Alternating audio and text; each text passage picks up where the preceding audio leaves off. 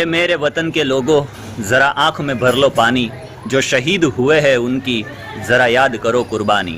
પહેલે વતનને યોમે આઝાદીની મુબારકબાદી, એટલે કે 15મી ઓગસ્ટ 1947 આપણા ભારત દેશની આઝાદી. અને આ આઝાદીની તમામ જે કોઈ પણ ભારતના દેશવાસીઓ છે, આ તમામને જેઠવા નિઝામના મુબારકબાદ. મિત્રો, આજ 13મી ઓગસ્ટ એટલે કે 2 દિવસ અગાઉ એક માંગરોળની અંદર ભવ્ય તિરંગા યાત્રાનું આયોજન કરવામાં આવી રહ્યું છે. અગાઉ પણ આપણે 15મી ઓગસ્ટ અને 26મી જાન્યુઆરીએ તિરંગા યાત્રાનું જે આયોજન કર્યું હતું એ મેં અગાઉના વિડીયોઝ મૂક્યા છે. જ્યુપિટર એજ્યુકેશન એકેડમીની ચેનલમાં એક વિડીયો છે અને એક વિડીયો નિઝામ જેઠવા ચેનલની અંદર છે. સમગ્ર ભારત દેશ જ્યારે આ પર્વની ઉજવણી કરી રહ્યું હોય, આઝાદીની ઉજવણી કરી રહ્યું હોય, ત્યારે આપણા માંગરોળ કેમ બાકી રહે? અને આપ સૌ અગાઉના વિડીયોથી વાકેફ છો કે માંગરોળની અંદર કેવી ભવ્ય તિરંગા યાત્રાનું આયોજન થાય છે.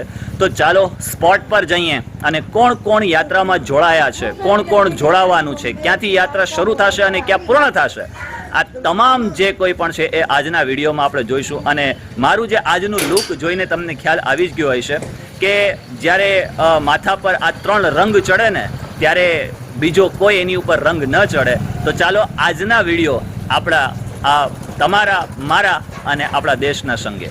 મિત્રો, અત્યારે હું પહોંચી ગયો, તમે અહીંયા જોઈ શકો છો ને, મુસ્લિમ ઘાંચી સમાજ એટલે કે તિરંગા યાત્રાનું આયોજન અહીંયાથી કરવામાં આવ્યું છે. સમગ્ર માંગરોળના હિન્દુ મુસ્લિમ જે કોઈ પણ ભાઈઓ છે આ તમામ આ યાત્રાની અંદર જોડાયા છે અને અહીંયાથી ક્યાં જવાનું છે ચાલો મારી સાથે હું તમને બતાવું. પરંતુ ખરેખર આજના વિડીયોની અંદર ખૂબ જ મજા પડવાની છે. તો ચાલો મારી સાથે અને તમને બતાવતો ચાલો.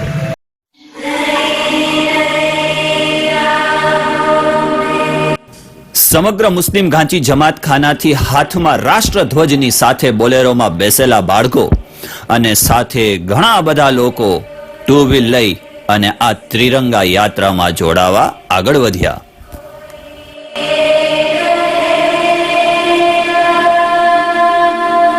મિત્રો, એવું હતું કે ફ્યુટેજ કવર કરવાનું હતું એટલે ગાડી મેં ત્યાં જમાતખાને પાર્ક કરી દીધી અને અમારે રજાક સાહેબ મળી ગયા એટલે કે મારા ગુરુ છે. તો એમની સાથે મેં કીધું ચાલો બેસી જાઓ અને સ્પોટ પર પહોંચું. યુસુફભાઈ ચુડલી વરિષ્ઠ પત્રકારનું અત્યારે રિપોર્ટિંગ ઓલરેડી ચાલુ છે.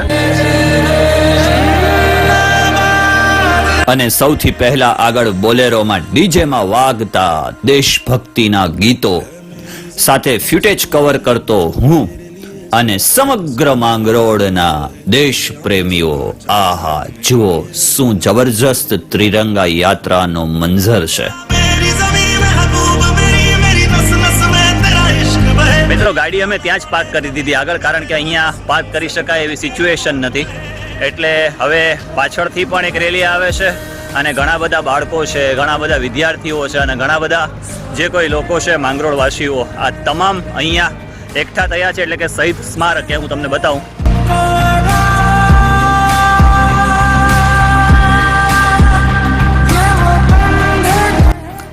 અને માંગરોળ મુસ્લિમ સમાજના પ્રમુખ મોહમ્મદ હુસેન સાહેબ ઝાલાની આગેવાનીમાં તમામ આગેવાનો સાથે અને પાછળ માંગરોળના તમામ મદ્રસાના તલવાઓ, શાળાના વિદ્યાર્થીઓ અને માંગરોળના લોકો નારેબાજી સાથે શહીદ સ્મારક ખાતે પહોંચ્યા.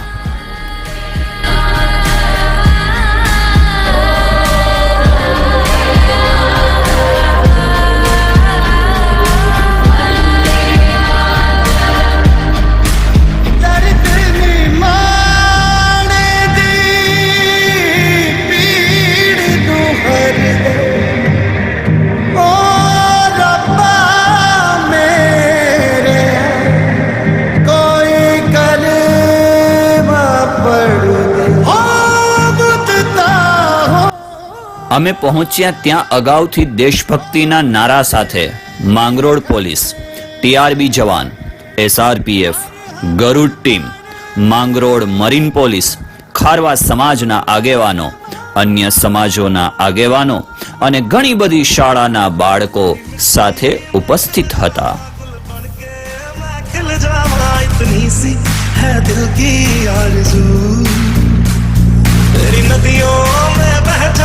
तेरे खेतों में लहराना इतनी सी है दिल की आरज़ू.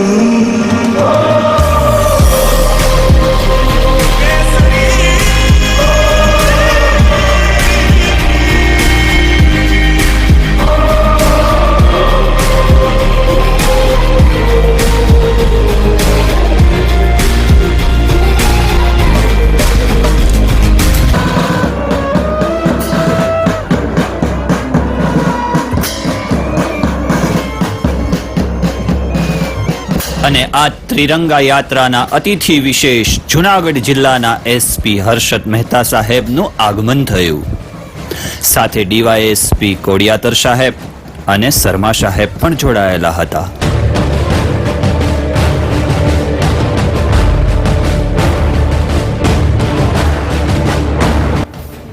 ત્યારબાદ શહીદ સ્મારક ખાતે જુનાગઢ જિલ્લા પોલીસ, તમામ સમાજના આગેવાનો, નામી અનામી લોકો દ્વારા શહીદોને સલામી આપવામાં આવી.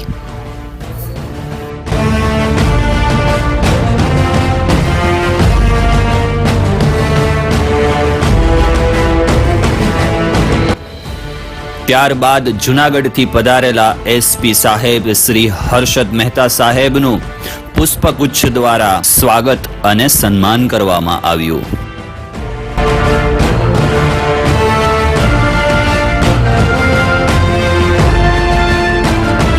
આજનો આ શૌર્ય, બલિદાન અને શાંતિના રંગો સાથેના શહીદ સ્મારકના પટાંગણનો નજારો અદ્ભુત હતો.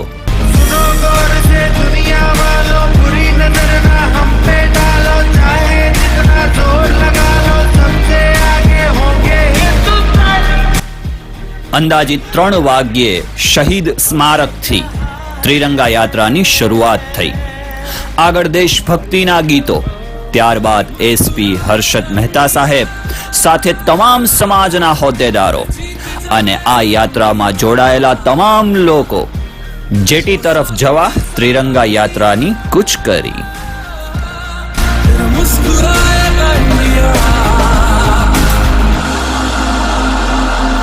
सारे जहां से अच्छा हिंदुस्तान हमारा हमारा सारे जहां से. 15મી ઓગસ્ટ 1947 આપણા ભારત દેશની આઝાદી, આપણી સોનાની ચીડિયાની આઝાદી. વાત કરું આઝાદીના એ યોદ્ધાઓની, સ્વતંત્રતા સેનાઓની, તો સિરાજુદ્દૌલાથી માંડી ગાંધીજી સુધીના અઢળક લોકોની, આપણા ભારત દેશ માટેની કુરબાની પછીની આપણે આજ આઝાદી મનાવી રહ્યા છીએ.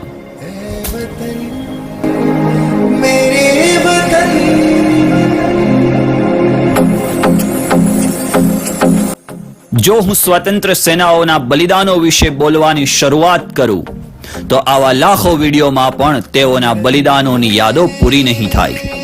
એટલે જ આજ 15મી ઓગસ્ટના આ વિડીયોના માધ્યમથી શહીદોને સલામી આપું છું, તેમજ તેમના બલિદાનોને યાદ કરું છું.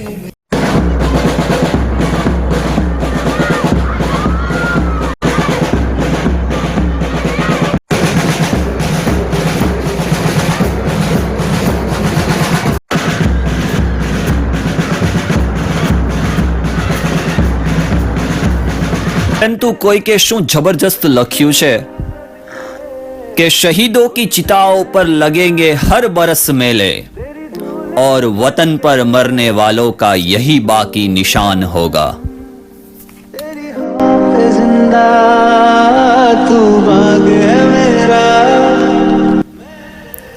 आज जे આબોહવામાં આપણે નિરાંતનો શ્વાસ લઈ રહ્યા છીએ, એના માટે એટલા બધા આઝાદીના દીવાનાઓએ આ આઝાદી માટે લડતા લડતા એમના શ્વાસ છોડી દીધા છે.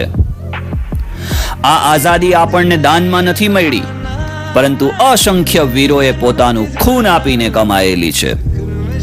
આ આઝાદી આપણને વિરાસતમાં એમને એમ નથી મળી. ના જાણે કેટલી માતાઓએ એમના પુત્રને ખોયા છે. આઝાદીના આંદોલનનો એ સમય હતો કે જ્યારે લોકોની જરૂરત માત્ર રોટી, કપડા અને મકાન ન હતી, પરંતુ આઝાદ હિન્દુસ્તાનમાં શ્વાસ લેવાનું હતું.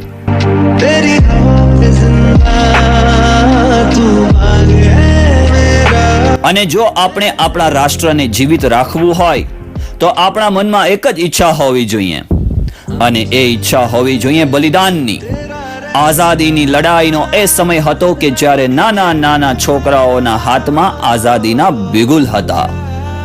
આ સમય છે ભ્રષ્ટાચાર અને નૈતિક ગિરાવટથી ઈમાનદારી અને ન્યાય તરફ વધવાનું.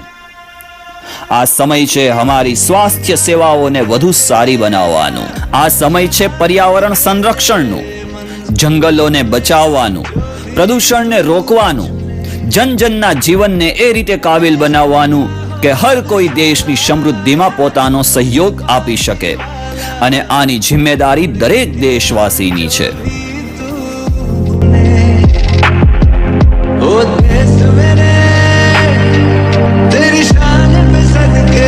અને દરેક મા બાપની એ જિમ્મેદારી છે કે એ પોતાના બાળકોને એ દેશ પ્રેમનો પાઠ ભણાવવામાં આવે, જે આઝાદીથી પહેલા ઘર ઘરમાં બાળકોને સુખી રોટીની સાથે શીખડાવવામાં આવતો હતો.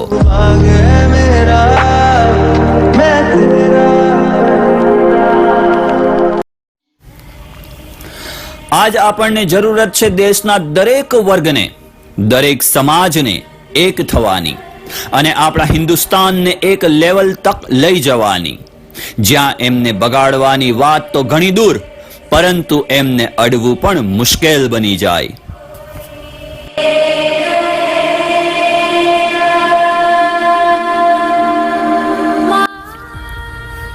આજના આઝાદ ભારતમાં આપણે દરેક આપણા સૌની જિમ્મેદારી સમજવાની જરૂરત છે.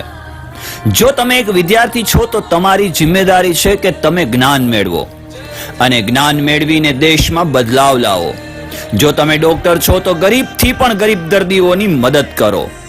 તમે જ્યાં છો અને જે કામ કરી રહ્યા છો ત્યાં એક ક્ષણ માટે રોકાઈને ખુદથી પૂછો, શું આ કામ કરવાથી આપણા દેશ એક કદમ આગળ વધી શકે છે?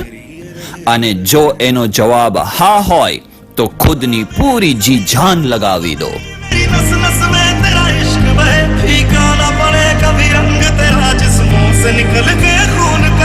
આપણે એ ભારતનું નિર્માણ કરવાનું છે કે જ્યાં દરેક વ્યક્તિને સમાન અવસર મળે, જ્યાં કોઈ પણ ભૂખ્યું ના રહે, જ્યાં દરેક બાળકોને શિક્ષાનો અધિકાર હોય અને સાથે ઘણું બધું.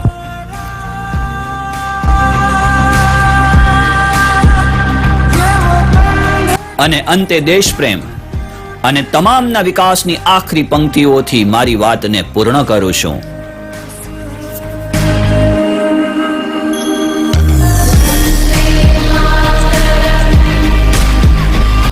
कि हो गई है पीर पर्वत सी पिघलनी चाहिए, इस हिमालय से कोई गंगा निकलनी चाहिए. आज ये दीवार पत्तों की तरह हिलने लगी, शर्त लेकिन थी कि ये बुनियाद हिलनी चाहिए. हर सड़क पर, हर गली में, हर नगर और हर गांव में हाथ लहराते हर लाश चलनी चाहिए. सिर्फ हंगामा खड़ा करना मेरा मकसद नहीं, सारी कोशिश है कि ये सूरत बदलनी चाहिए. मेरे सीने में नहीं तो तेरे सीने में सही, हो कहीं भी आग लेकिन आग चलनी चाहिए. આઝાદીના આ પર્વ પર તિરંગા યાત્રામાં જોડાવા બદલ સૌનો ખૂબ ખૂબ ધન્યવાદ. વીરોની શહાદતને યાદ રાખો. તમે જે કંઈ પણ કરી રહ્યા છો તેમાં જીજાન લગાવી દો અને દેશનું નામ રોશન કરીને બતાવો. જય હિન્દ. બલિદાન સાથે સાથે સત્ય 47 જેમાં 1947 થી 2047 નું એક ઉન્નત રાષ્ટ્રનું જે ક્ષેત્ર લઈને ચાલી રહ્યા છે. ફાઇનલી અત્યારે વાગે છે 4:30. જો કે 2:30 વાગ્યાનો આસપાસ માંગરોળ મુસ્લિમ ગાચી જમાતખાના છે ત્યાંથી જે તિરંગા યાત્રા છે ત્યાંથી શરૂઆત કરવામાં આવી અને શહીદ સ્મારક ખાતે, અને ત્યાંથી પછી જે જેટી છે એટલે કે નવી જે જેટી તૈયાર થાય છે ત્યાં એપ્રોક્સિમેટલી 4 અને અત્યારે લગભગ 4:30 જેવું થઈ રહ્યું છે. 4:30 વાગે પૂર્ણ થઈ. બાળકોની અંદર પણ અનેરો ઉત્સાહ હતો. માંગરોળના તમામ જે લોકો છે એ બધા જ જોડાયા હતા. નાનેથી મોટા તમામ લોકોની અંદર એક તિરંગા યાત્રાને લઈને કંઈક ઉત્સાહ અને આનંદ એ ખરેખર એમ કહેવાય ને જબરજસ્ત હતો. હવે મિત્રો ખાસ એ કે 13મી ઓગસ્ટ અને 13મી ઓગસ્ટ એટલે કે 15મી ઓગસ્ટ એટલે કે આપણી આઝાદીનો દિવસ. હવે બને છે એવું કે જે તિરંગો છે એ સામાન્ય રીતે દિવસ પૂર્ણ થઈ જતો હોય ત્યાર પછી ફાટી જતો હોય અથવા તો એવું બનતું હોય કે હાથમાંથી પડી જતો હોય એવું બનતું હોય. દર વર્ષે હું કહું છું, આ વર્ષે પણ કહું છું કે સામાન્ય રીતે તમારી પાસેનો જે તિરંગો રહેલો છે એને ક્યાંય ફાટે નહીં, તૂટે નહીં. એની અંદર ઘણી વખત એવું બનતું હોય કે કોઈ એવા પ્રકારનું લખાણ લખી નાખતા હોય છે, તો લખાણ કે એવું કશું કંઈ કરવું નહીં. તિરંગો છે એ આપણી આન છે, બાન છે, શાન છે અને આપણી જાન છે. આના માટે કહેવાય ને કે હજારો લાખોએ કુરબાની આપી છે, ત્યાર પછી આજ આપણે સ્વતંત્રતા દિવસ જે છે એ મનાવીએ છીએ. એટલે તમામે બાબતનું ધ્યાન રાખવું કે ક્યાંક એવા પ્રકારની પરિસ્થિતિઓ ઊભી ન થાય, એને ખાસ સાચવવું, એનું જતન કરવું. અને વર્ષ દરમિયાન પણ એવું પણ નહીં કે 15મી ઓગસ્ટ આવે, 26મી જાન્યુઆરી આવે ત્યારે જ આપણે તિરંગાને નીકાળીએ અથવા તો ત્યાર પછી એને ધ્યાનમાં ન લઈએ, પરંતુ વર્ષના તમામ દિવસો છે એ 24/7 અવર્સ આપણા દિલની અંદર રહેવો જોઈએ. અને જ્યારે દેશભક્તિની વાત આવે ત્યારે એક વાત ખાસ કહી દો કે દેશભક્તિ ખરેખર એને કહેવાય કે નેશન છે, રાષ્ટ્ર છે એ ફર્સ્ટ હોય અને સેલ્ફ છે એ હંમેશા લાસ્ટ હોય. આ ખરા અર્થમાં દેશભક્તિ છે અને તમામના દિલોની અંદર હંમેશા આવી દેશભક્તિ છે એ કાયમી માટે રાખજો. તો ચેનલ પર નવા છો તો ચેનલને સબસ્ક્રાઇબ કરી લો, લાઈક કરી દો, શેર કરી દો. અને હા, તમારા પરિવારનું, તમારા મિત્રોનું, તમારા સગાવાલાનું તમામનું ધ્યાન રાખો. મળીએ છીએ નેક્સ્ટ વિડીયોમાં. ત્યાં સુધી ખુશ રહો, પરિવાર સાથે રહો, ખૂબ આનંદમય રહો અને ખૂબ પ્રગતિ કરો. એડવાન્સમાં happy independence day. Bye bye, આવજો.